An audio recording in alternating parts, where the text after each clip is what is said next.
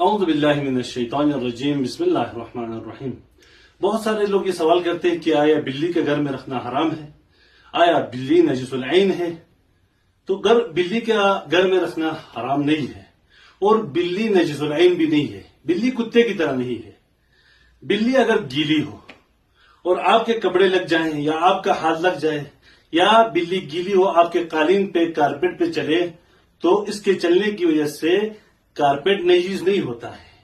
آپ کے ہاتھ اگر گیلے بھی ہوں، کارپیٹ گیلا بھی ہو، تو آپ کے کارپیٹ قالین نجس نہیں ہوتے ہیں۔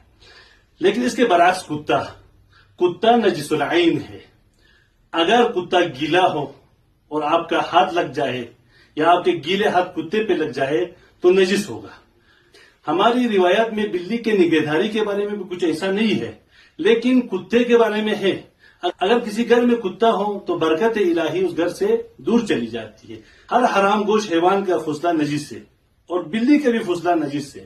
لیکن ہاں، نماز گزار کے ساتھ اگر بلی کے ایک دو بال ہوں تو اکثر مراجع فرماتے ہیں کہ ایک بھی بال اگر نماز گزار کے کپڑوں میں ہو تو اس سے نماز باطل ہو جاتی ہے۔ لیکن آیت اللہ العظمیٰ سید علی سستانی فرماتے ہیں کہ اگر ایک دو بال بھی کپڑے میں ہو تو اس سے کوئی حرج نہیں ہے، نماز باطل نہیں ہو جاتی ہے۔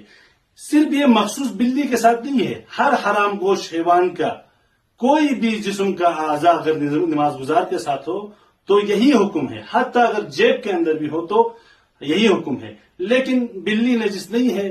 بلی کو پالنے کے بارے میں ہماری روایات کے اندر کوئی ایسا مذمت نہیں آیا ہے۔ بلی اگر پسینہ کرے، قالین میں چلے، اگر بلی گیلی ہو، آپ کے گیلے ہاتھ لگ جائیں تو اس سے آپ کے ہاتھ نجس نہیں ہوں گے، آپ کے قالین، آپ کے کارپیٹ نجس نہیں ہوں گے۔ والسلام علیکم ورحمۃ اللہ وبرکاتہ۔